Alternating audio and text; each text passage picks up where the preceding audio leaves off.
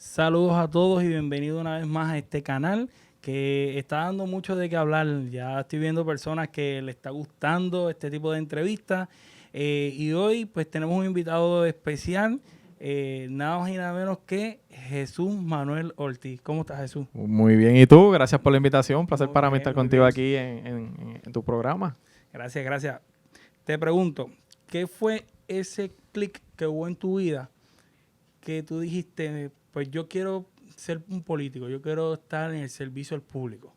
Mira, yo te diría que fue hasta casi por accidente.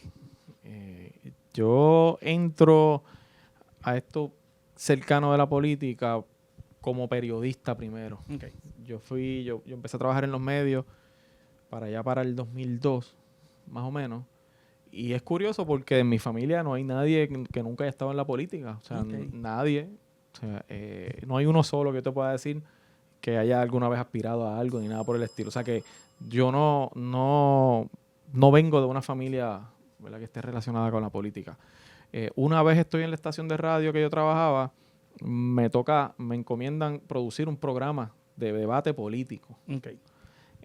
Y pues como productor, pues obviamente tengo que trabajar los temas. Uno de los panelistas de ese programa renuncia y me toca a mí decidir, el panelista del Partido Popular, quién lo sustituye. Así que había un joven que había ido varias veces a sustituirlo y que a mí me parecía que era bueno, decía que este muchacho es dinámico, ¿verdad? Y se llama Alejandro García Padilla. Okay. Así que yo recuerdo en aquel entonces, yo me reúno con mi jefa y le digo, mira, ya que se fue el panelista popular del panel, hay un muchacho que vino aquí, que es hermano del presidente de la universidad, que ese muchacho es bueno, vamos a darle la oportunidad a ese muchacho. Y ella me dice, pues mira, darle una prueba de varias semanas y buscamos otra alternativa y después decidimos. La cosa es que la otra alternativa nunca se buscó porque él lo hizo muy bien y se quedó allí. Así que yo comencé, como digo yo por ahí, siendo jefe de Alejandro García Padilla y de los demás panelistas. Cuando gana Aníbal Acevedo Vilá en el 2004, a él lo nombran en DACO. Sí. Y un día él aparece al programa, me notifica que va a renunciar porque lo van a nombrar como secretario. Yo, aunque le decía, me haces un hueco aquí, pero qué bueno por ti. Y me dice, pero yo quisiera que tú te fueras conmigo para que tú fueras el secretario de prensa. Wow. Es importante decirte que él nunca me preguntó cuál era mi ideología. O sea, él no sabía que mi ideología era popular, porque yo pues cuando hacía mi trabajo siempre traté a todos los panelistas de la misma forma y lo hacía, ¿verdad? Así que me tocó decidir en aquel momento si yo daba el brinco, como dicen por ahí, que no era una decisión fácil porque yo tengo 3 hijos en aquel momento pequeños y irme a trabajar al gobierno representaba que después cuando terminara el cuatrenio posiblemente, pues si no ganaba el mismo gobierno yo me quedaría sin trabajo o se me haría muy difícil regresar a los medios, pensaba yo en aquel entonces. Así que fue un proceso bien difícil. Y como no sé si recuerdas, era un gobierno compartido, gobernador popular, legislatura del PNP, pues ese proceso de confirmarlo a él fue bien largo, así que me dio tiempo a pensarlo. Nada, finalmente con todo algo corto decidí, lo acepté y comencé a trabajar en DACO desde el 2005. Después de ahí seguí como asesor de él en el Senado, en comunicaciones, y después pues, fui secretario de prensa en Fortaleza y secretario de Asuntos Públicos. Así que ya desde ese brinco que yo doy a DACO, empiezo a trabajar en lo que es el servicio público, en el gobierno y me empiezo a enamorar de, ¿verdad?, de ese trabajo en el servicio público que es muy interesante y aquí estoy. Nunca pensé correr, aspirar a un puesto. Yo te diría que hasta casi el final, cuando en el 2016, cuando él anuncia que no va a aspirar, es cuando por primera vez yo me planteo la posibilidad de yo aspirar. Okay. Creo que yo dije, mira, estoy preparado académicamente, tengo la experiencia en gobierno por bastantes años, trabajé en la Asamblea Legislativa, trabajé en el Ejecutivo. Digo, pues mira, yo creo que yo no quisiera que mi carrera como servidor público terminara aquí y tomé la decisión hasta el día de hoy. Eres natural de Bayamón. Vega Alta. Vega Yo Alta. nací en Bayamón. Naciste en Bayamón, me crié en Vega Alta. ¿Estuviste un par de años en Bayamón? Mira, viví en Bayamón hasta los 9 años. Después de los 9 años me mudé a Dorado. Okay. Viví en Dorado como 2 años más o menos y desde los 12 años por ahí, pues viví en Vega Alta, me crié. O sea, nacido en En Bayamón. la misma colindancia entre Vega Alta y Dorado. Pero tu corazón está en Vega Alta. Sí, la verdad es que sí. O sea, yo digo que yo aprendí, ¿verdad? Hice mi vida como tal en Vega Alta, porque lo que viví en Bayamón fue poco tiempo realmente de niño. Y siempre digo que soy vegalteño, aunque tengo un cariño especial por Bayamón. Toda mi familia es de Bayamón, de padre y madre. Pero sí, me siento un vegalteño. ¿Cómo fue tu niñez? Mira, ¿Eras travieso? Fíjate, ¿Eras tranquilo? Fíjate, yo siempre fui tranquilo, pero siempre fui el líder del grupo. O sea, yo era el menos tímido. O sea, era el menos tímido desde que el maestro de ceremonia de las actividades siempre era yo. Mis papás me cuentan que el día de mi graduación de kinder, ellos llegan a la graduación y que de repente cuando anuncian la canción de la clase, estaba interpretado por un solo estudiante y era yo.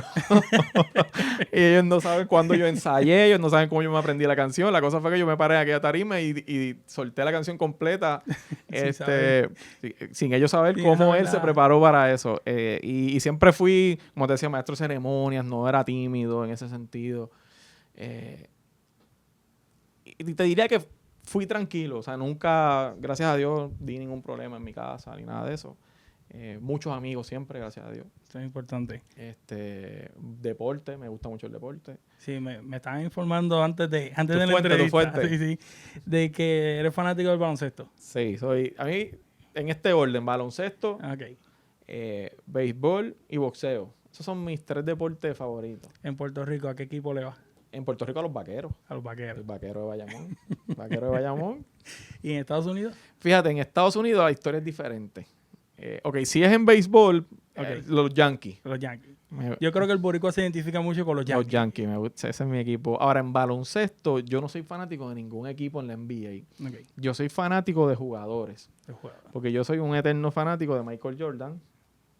Ese era el jugador que yo, una vez Jordan se retira, yo dejo un poco de seguir la liga, la veo, pero no de cerca. Luego de eso me animo y soy fanático nuevamente, así fuerte, de LeBron James.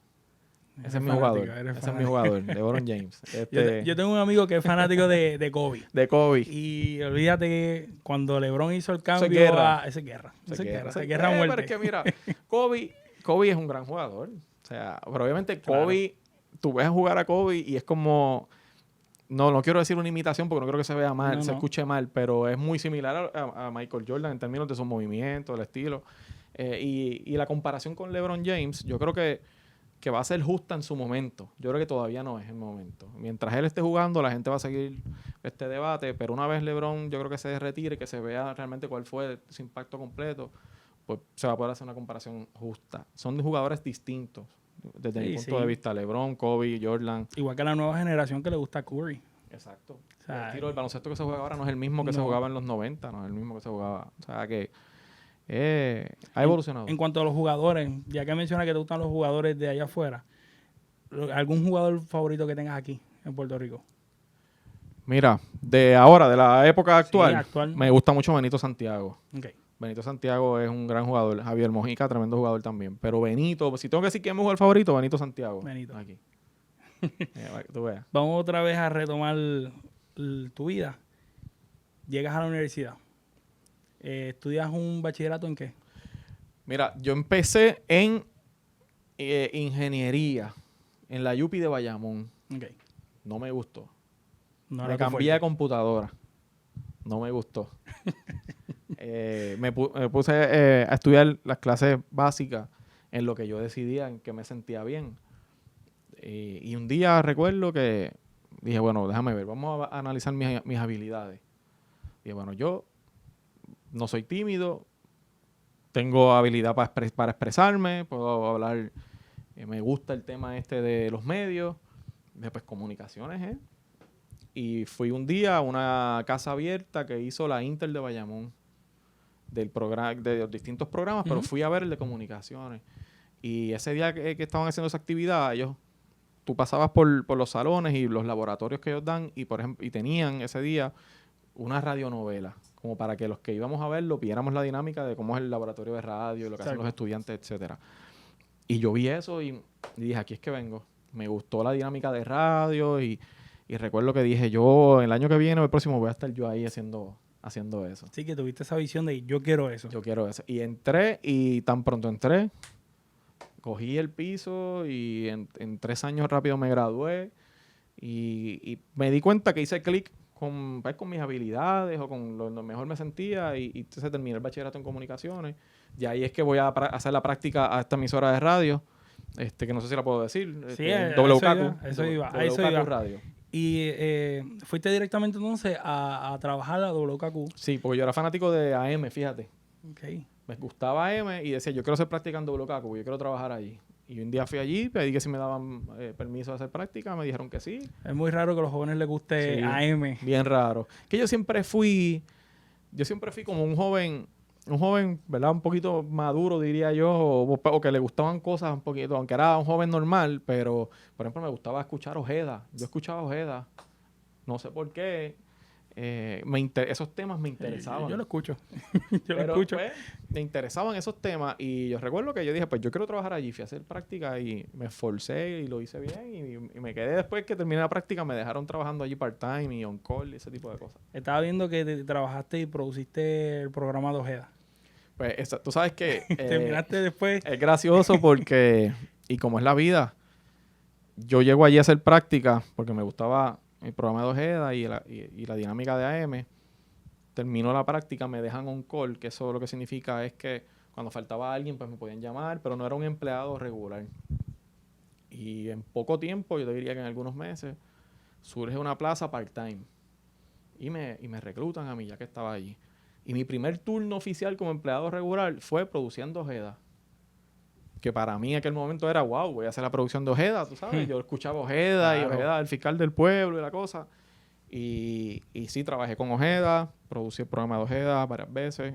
Hice producción con Luis Guardiola, cuando él tenía un programa en WKQ que se llamaba Radio Reloj Investiga. Yo era el productor de Luis. Después de eso me tocó producir el programa que te comenté, que se llamaba A Palo Limpio. Era un programa de análisis político. Y hacer noticias. Me tocó por mucho tiempo lo que se llama en los medios el drive time, el morning drive, que es ese turno de las 6 de la mañana hasta las 9, pero uno tiene que entrar como a las 4, cuando es noticia para poder montar los noticieros, etcétera. Estuve un tiempo haciendo el turno de 4 de la mañana a 9 de la mañana. ¿Cómo es trabajar con Ojeda? Mira, trabajar con Ojeda es divertido. Ojeda, como tú lo escuchas en radio, así mismo era, pero una gran persona que daba la oportunidad de que uno pudiera aprender. Uno aprendía sí o sí, porque es una escuela, una universidad. Y siempre igual le tengo mucho cariño, porque recuerdo, igual con Luis, trabajar con Luis Guardiola, que ahora coincidimos aquí para una entrevista, ese tipo de cosas, y pues es raro pero fue una escuela también, uno de los mejores periodistas que tiene Puerto Rico, ambos. Aprendí muchísimo. Me parece interesante esa parte de tu vida porque admirabas a Ojeda, terminas trabajando con él, conoces a Alejandro García Padilla, te conviertes como su jefe, sí. Y después se vira la tortilla. Él entonces eres tu jefe. Eso es así, de hecho. Se convirtió en presidente del partido. Así es, en gobernador y fue secretario de DACO primero, pero yo bromeo con él y le digo, date tranquilo que yo te recluté a ti. Yo fui que te recluté a ti por primera vez. Y técnicamente, pues es cierto, porque yo lo recluto a él para el programa, él se da a conocer en ese programa, gana Aníbal Acevedo Vilá a la gobernación y lo llaman para que ocupara una secretaría, pero mucho tiene que ver su participación en el programa, porque ¿verdad? Era un programa en WKQ Radio, que es la emisora AM, una de las emisoras principales, si no la principal. Pues yo bromeo con él así de que yo te lancé el estrellato si yo te recluté a ti en el 2002, fue 2003 por ahí fue eso. Pero sí, mucha gente no conoce esa parte de mi vida, que yo empecé trabajando en los medios y en AM como periodista. Y llego acá, por eso te dije, lo primero que te comenté fue que es casi por accidente. Sí. Porque yo nunca me visualicé primero trabajando en gobierno cuando yo era bien joven, no pensaba que eso... Cuando estabas haciendo esa búsqueda en la universidad de qué voy a estudiar, nunca te viste trabajando para gobierno. No, yo pensaba, ya estaba claro que era ser periodista. Y mi meta, o yo estaba trabajando para llegar a los medios, trabajar en los medios y ser periodista, principalmente periodista de televisión, que me gustaba mucho serlo. Y iba encaminado a eso. De momento surge esta oportunidad lo pensé mucho y no te puedo negar que fue un momento bien difícil tomar esa decisión. Porque, como te dije, yo tenía ya hijos, Ujú. representaba una mejor posición de salario para mí. Y yo decía, o en aquel momento yo pensaba que iba a tener que decidir entre lo que era mi sueño, mi meta, que era ser reportero, periodista de televisión o periodista, o tomar un trabajo que ciertamente me iba a ayudar a tener a mi familia mejor. Entonces era una decisión bien difícil porque uno pues sacrifica tu sueño, pero porque tienes una familia que echar para adelante, ¿verdad? Y yo siempre digo que yo decidí por la segunda. Y sabe Dios si realmente yo pensaba que había sido por la segunda y esa fue mi motivación, pero esa era la decisión correcta. Y si miro hoy, le tengo que decirte que sí, que tomé la decisión correcta. Estaba leyendo que ganó un premio por un reportaje que hizo sobre el centro médico. Correcto. Fue el titulado Crisis en Centro Médico. Crisis en Centro Médico. ¿De qué trataba la investigación? Era una investigación que hicimos, una investigación de radio, que es un poquito más difícil porque no es visual, de los problemas de hacinamiento del centro médico. Yo recuerdo que yo fui varias veces incógnito por allí al centro médico, nadie me conocía porque era periodista de radio, la ventaja es que no saben tu cara. Así que yo fui por allí, veía los problemas que hay en los pasillos, entrevistaba a personas, tenía doctores y personal del centro médico que me daban información. Así que preparé toda una serie de reportajes que narraban los problemas serios que habían allí en centro médico para atender los pacientes y cómo a veces personas tienen que estar 1, 2, 3 semanas esperando tratamiento en camillas en los pasillos. Un problema bien serio de hacinamiento. Eso fue en el 2004. Del 2004 al 2019, ¿tú crees que haya cambiado algo o todavía siguen los mismos problemas? Yo creo que ha cambiado algo en centro médico. Centro médico, para el 2012, que tengas una idea, se atendían gente en carpas. Unas carpas blancas que habían allí. Y yo recuerdo ver las personas en sillas de playa sentados en las carpas aquellas y afuera esperando que los atendieran. Se construyó un edificio que es el llamado edificio de clínicas externas allí, que ayudó y por lo menos le dio un espacio digno a la gente para atenderse. Yo creo que eso, aunque hay momentos donde pasa, yo creo que se ha mejorado. En algunas, ¿verdad? No tenemos resuelto el problema totalmente. Hay un problema de fondos en centro médico, hay un problema de malas... los pagos de los planes médicos que no llegan a tiempo. Hay serios problemas en centro médico aún. Sí, algunos se han adelantado, no se han resuelto del todo. Sí, que por lo menos después de esa investigación se destapó una realidad que había y al pasar los años se ha ido mejorando. Se ha ido mejorando. Hay mucho que hacer todavía y centro médico la gente no lo ve así. Quizás porque nunca ha necesitado un servicio en centro médico o un familiar o un amigo allí. Pero hoy, si le pasa algo a cualquiera de los que nos están viendo o de nosotros mismos, vamos a llegar a centro médico si es un problema serio y salva vidas. El personal que hay allí es un personal extraordinario. Sí, eso no me cabe la menor duda. De primera. Y tenemos que protegerlo. Tenemos que sí, es importante. entenderlo. Sales de WKQ, te vas a trabajar con Alejandro a DACO. ¿Cuál era la diferencia entre dinámica? Yo recuerdo el primer día que yo pisé allí, que llegué a DACO, que yo vi que ese edificio de gobierno frío, con esta dinámica de gobierno que es bien diferente, y yo, créeme que me preocupé pensando que había tomado la decisión incorrecta. Ese primer mes, 2 meses fueron bien difíciles en lo que me adaptaba a la dinámica. Pero luego fue cambiando todo, porque el DACO es una agencia que tú puedes hacer con esa agencia lo que tú quieras hacer, en términos de a dónde la quieres llevar.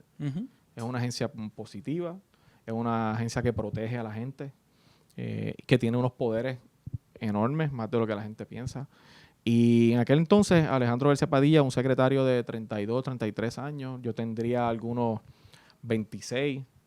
Wow. Yo soy como 7, 8 años menor que Alejandro. Yo tendría algunos 26, 27 años, cuidado si 25. Éramos 2 muchachos que teníamos unos bríos y unas ganas de trabajar y hacer las cosas, te digo, y que nos comíamos en la calle, junto con un montón de gente más. Y aprendí en cantidad, obviamente ya estaba del otro lado de los medios, ya no era del área periodista, sino del área de los directores de prensa o que tienen ese enlace de prensa Claro. con las agencias. Así que el haber trabajado en la emisora me ayudaba porque conocía de verdad también el trabajo del periodista.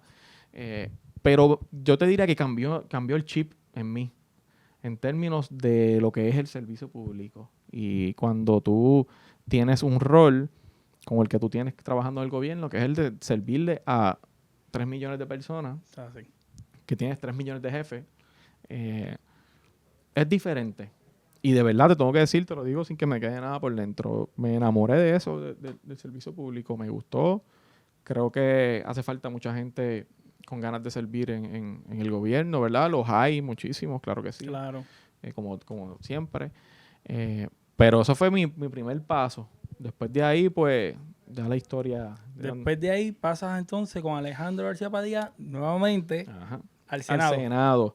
Él renuncia porque, y como iba a correr, no podía ser jefe de agencia. Yo me quedo en DACO, sigo trabajando con el que vino después, que fue Víctor Suárez, pero ayudando a Alejandro en su campaña. Así que luego cuando él gana y es senador, pues yo era su asesor de medios, de comunicaciones. Yo me encargaba de todo lo que era comunicaciones.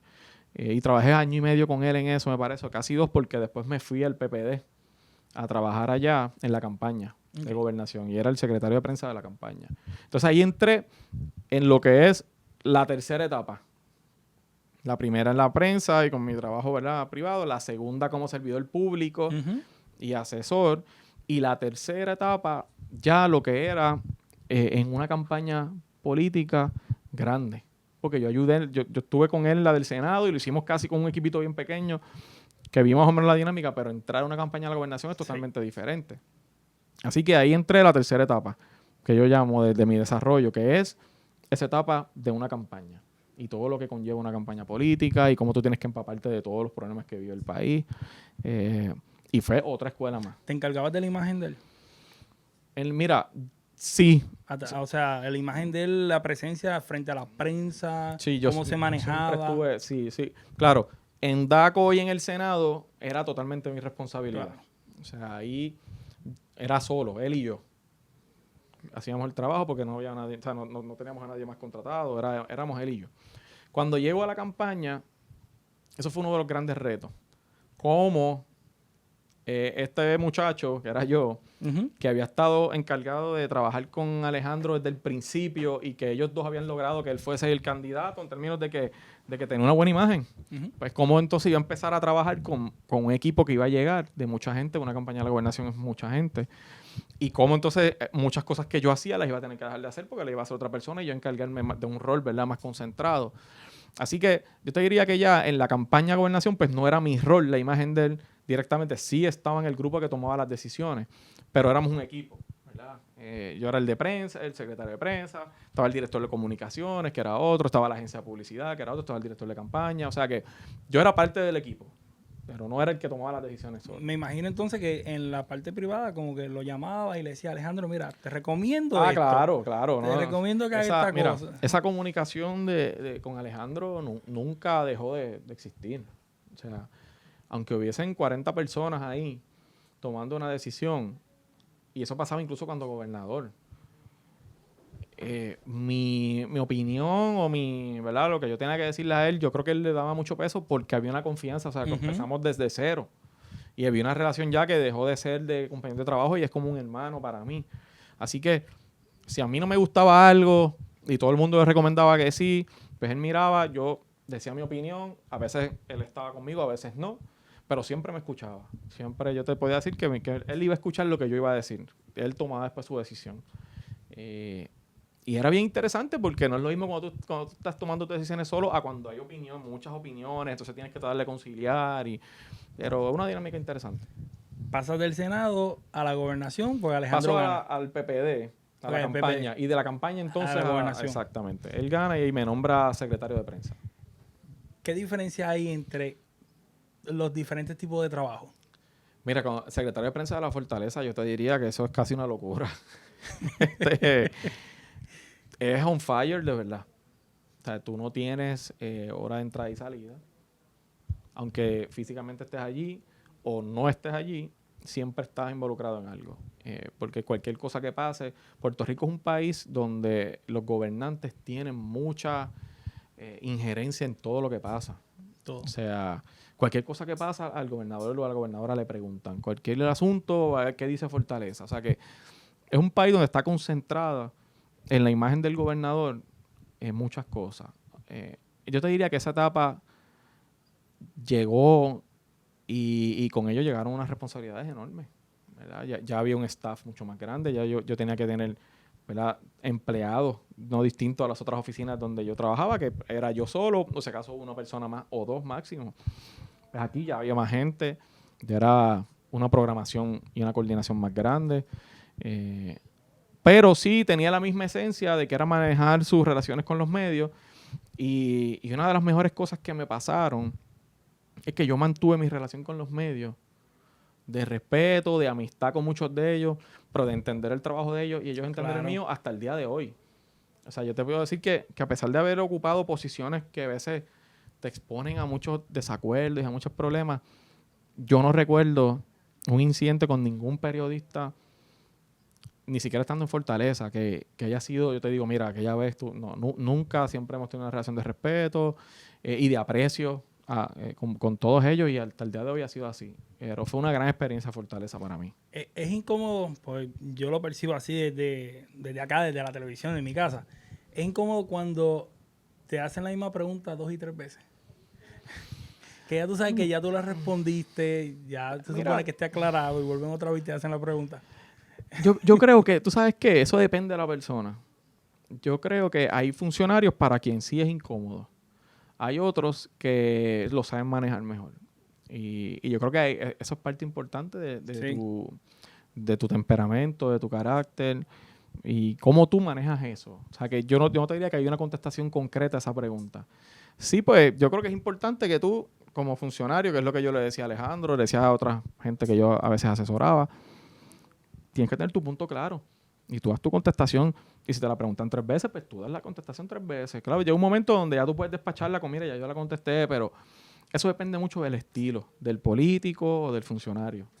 Yo soy mucho más low-key, como decimos por ahí en eso. Yo si me la haces la pregunta 2 veces, pues yo te la voy a contestar 2 veces, no tengo problema. Si en algún momento tengo que decir, mira, ya te la contesté, pues te lo digo. Pero no es que me moleste. A mí personalmente no es que me cause molestia ni nada por eso. Estábamos hablando que llegaste a Fortaleza, estás trabajando en el área de prensa de la Fortaleza con el gobernador. En ese año vienen muchas personas de la política internacional. Llega el rey de España, ¿lo llegaste a conocer? Mira, el rey de España no. Verlo. Al rey de España no, porque mira, él vino, me parece, en el 2016. Okay. Y ya para ese tiempo yo había pedido vacaciones y no estaba trabajando ese último mes, me parece, porque yo estaba en campaña.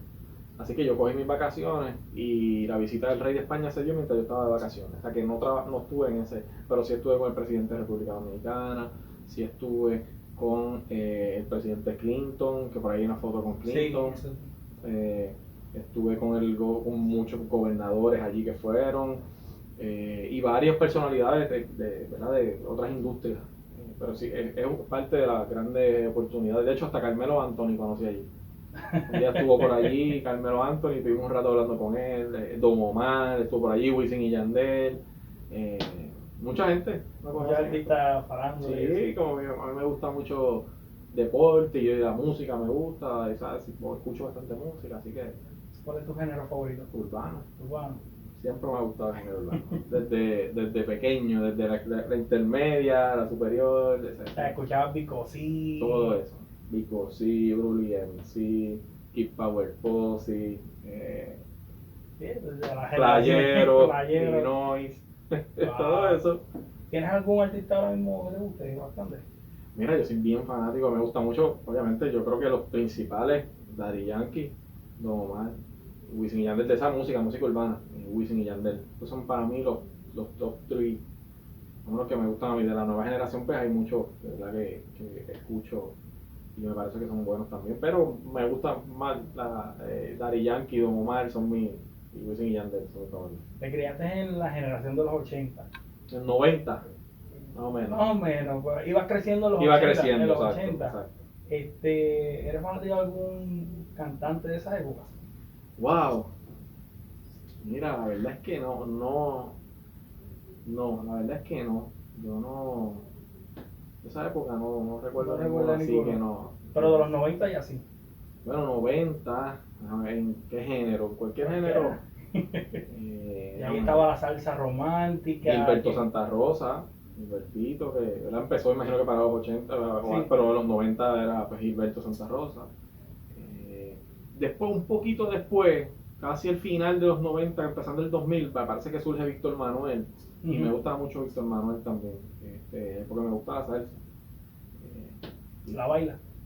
Mira, hago a un aguaje, como dicen por ahí, un aguaje de muleta. No soy muy buen bailarín de salsa, hago ¿verdad? No me quedo. Me defiende. Me defiendo, hago mi aguaje, mi aguaje. ¿Llegaste a conocer a Obama? Mira, lo saludé en 2 ocasiones. Lo saludé cuando vino aquí en la primaria Okay.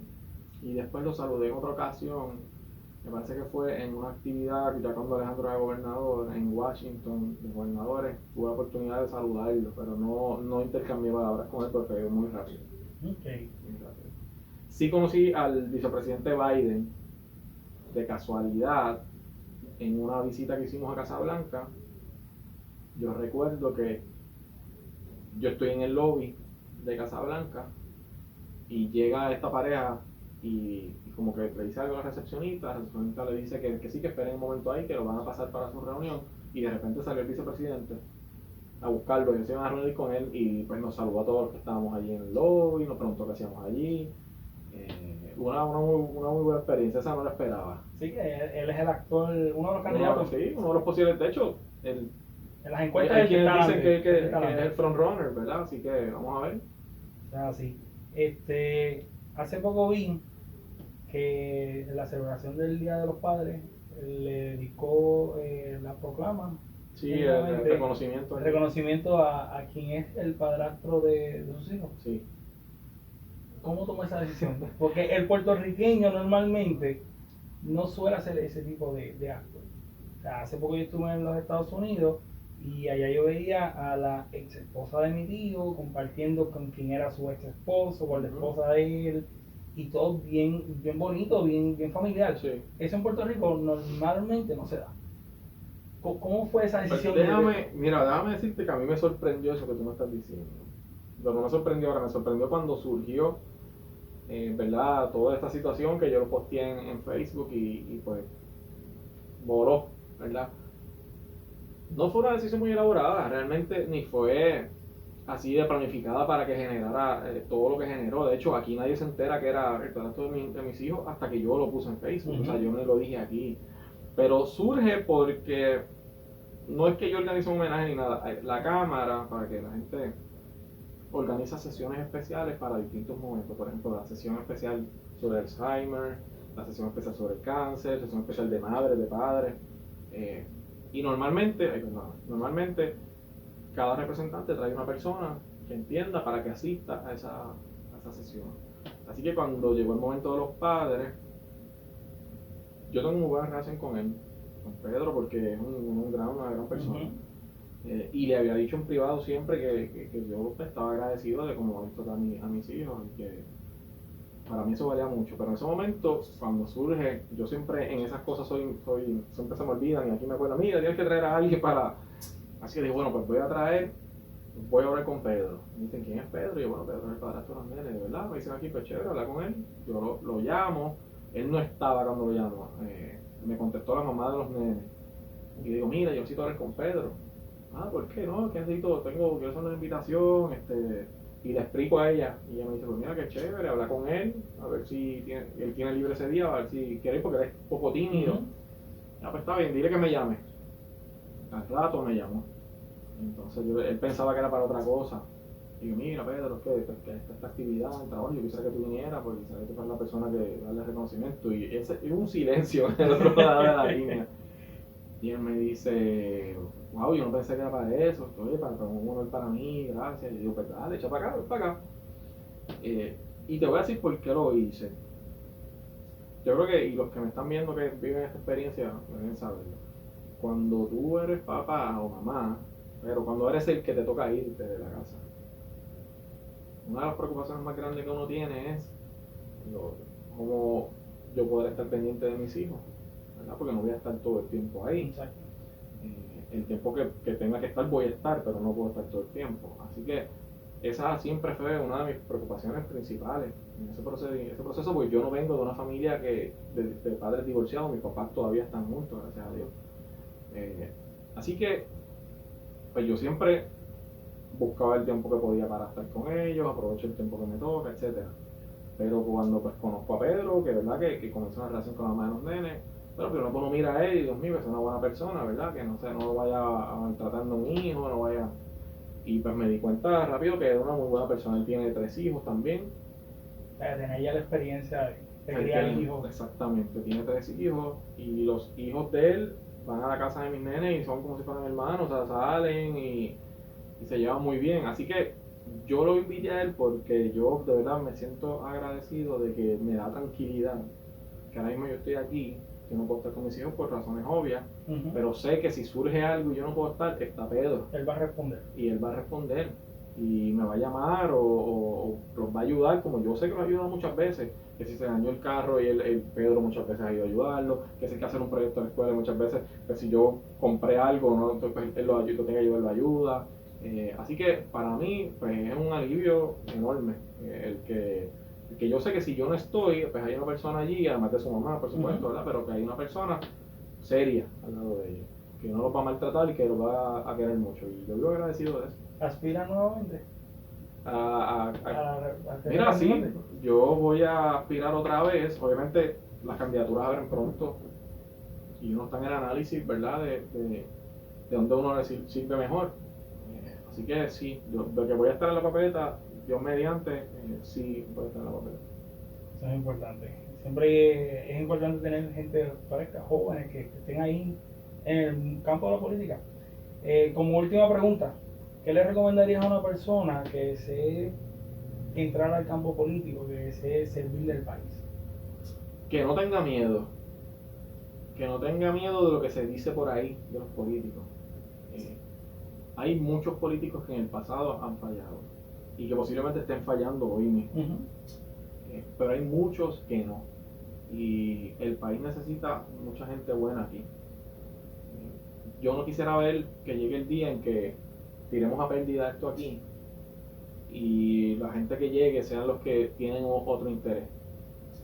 Yo sé, y te voy a hacer un chiste, sé que no tenemos tanto tiempo, pero yo sé que hemos caído, la política ha caído en un grado de disgusto con la gente bien grande. Y cuando uno decide ser político, automáticamente los que te querían mucho probablemente te empiezan a poner una estrellita de duda, por si acaso. Y tú eres culpable de lo que digan de ti hasta que se demuestre lo contrario. Y pues eso, aunque es lamentable, pero uno lo entiende. Pero necesitamos gente buena aquí.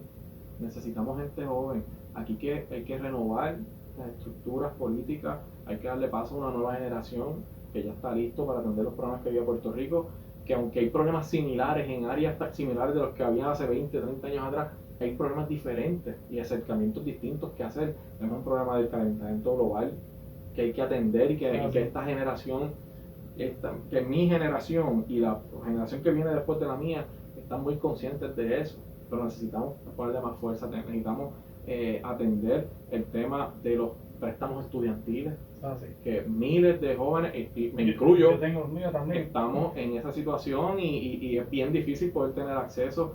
Hay que atender el tema de la economía compartida, que es el tema de todo este tipo de servicios como los Ubers, como los Airbnb, como la automatización de muchos trabajos que ya a veces nos hemos convertido en un sistema que prepara a los jóvenes para trabajar en unas cosas que va a desaparecer ese trabajo pronto, porque ya se va a automatizar con una máquina, y tenemos que preparar nuestro sistema para que ellos estén listos para enfrentar esa situación. El tema de la igualdad de la mujer en el empleo, en el salario, en violencia contra la mujer, o sea, aquí hay muchas cosas que todavía nosotros tenemos que atender. El costo de los medicamentos es un tema que tenemos que atenderlo, y por supuesto el tema económico. Y yo creo que necesitamos que más gente venga. Yo los exhorto, que yo sé que este tipo de programas, podcasts, este tipo de programas, se prestan más para una audiencia de gente, ¿verdad? Más joven, o más, ¿verdad? De otra generación que utilizan otro tipo de medios. A que no le tengan miedo, participen. Necesitamos las voces de ustedes, necesitamos gente joven, gente nueva que trabaje junto con personas de experiencia, porque esa gente tiene una enciclopedia que nosotros no tenemos por una experiencia, pero el momento es ahora, porque el país del futuro va a depender de lo que pase ahora. Sí. Y otro tema es el tema de la UPR, que yo sé que las generaciones, o sea, estamos preocupados por el tema de la universidad, así que esa es mi exhortación, no tengan miedo, los necesitamos, tenemos que inundar esto aquí, cuando digo esto aquí es la política en general, el gobierno, con gente buena, con buenas intenciones, y que tengan una mentalidad de cómo afrontar los problemas de este momento histórico. Bueno, Jesús, muchísimas gracias por Gracias estar a ti. aquí. Oye, gracias por la invitación, me gusta este tipo de programas. Si quieres, di tus redes sociales. Mira, mis redes sociales en Instagram, JM Ortiz PR, en Instagram, en Twitter, J. Manuel Ortiz, y en Facebook me encuentra como Jesús Manuel Ortiz. Recuerden, Instagram, JM Ortiz PR, Twitter, J. Manuel Ortiz, y en Facebook como Jesús Manuel Ortiz. Cualquier cosita yo lo pongo en la casilla de descripción y yo siempre estoy por ahí comunicándome, especialmente Facebook, Instagram, y los tres, los uso mucho. Bueno, pues nada, no será hasta la próxima, así que nos vemos, corillo.